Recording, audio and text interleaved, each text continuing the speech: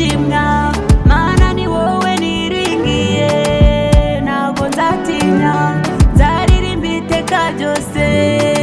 imbabazi z'Uwiteka Yesu naramutakiye aransubiza kuko Uwiteka akomeye akwiriye gushimwa yewe narishimye cyane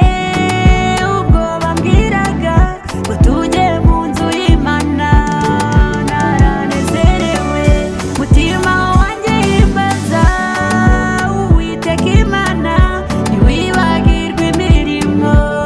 myiza yagukoreye yewe narishimye cyane ubwo bambwiraga ngo tujye mu nzu y'Imana naranezerewe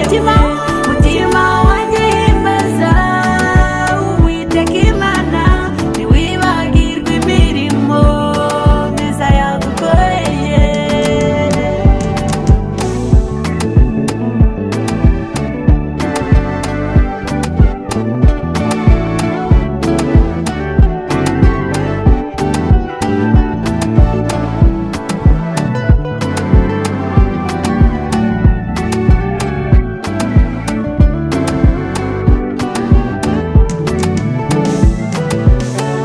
inshuti zo muri iyi si ukize ziba nyinshi wahura n'ibibazo zose zigashira ariko Yesu ni inshuti nziza idahemuka nta muntu wamwiringiye uzakorwa n'isoni inshuti zo muri iyi si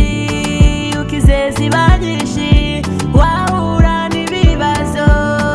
zose zigashira ariko Yesu ni inshuti nziza idahemuka nta muntu wamwiringiye uzakorwa n'isoni yewe narishimye cyane ubwo bambwiraga ngo tujye mu nzu y'Imana naranezerewe mutima wanjye himbaza Uwiteka Imana ntiwibagirwe imirimo myiza yagukorewe yewe narishimye cyane ubwo bambwiraga ngo tujye mu nzu y'Imana naranezerewe mutima wanjye himbaza Uwiteka Imana ntiwibagirwe imirimo myiza yagukoreye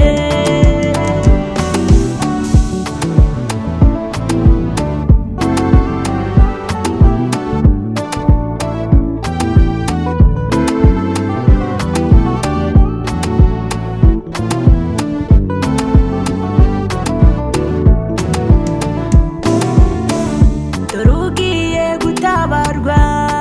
n'Uwiteka Imana agahato kakube kure kuko ukiranuka intwaro bagucuriye zizafata ubusa n'umuntu uzakuburanya wese uzamutsinda dore ugiye gutabarwa n'Uwiteka Imana agahato kakube kure kuko ukiranuka intwaro bagucuriye zizafata ubusa n'umuntu uzakuburanya wese uzamutsinda